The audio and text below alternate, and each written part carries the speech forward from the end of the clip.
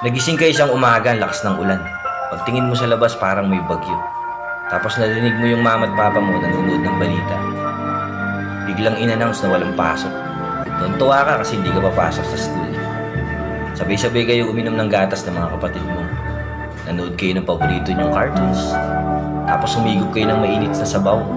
Pinagluto kayo ng noodles. O kaya lugaw or champurado. Sobrang saya nun kasi magkakasama kayo sa bahay naglalaro. Dahil nga malamig yung panahon, nakatulog ka ulit. After ilang oras pagising mo, sinilip mo yung labas. Malakas pa rin yung ulan. May bagyo pa rin. Dali-dali ka nag-asikaso kasi pasok ka na sa trabaho.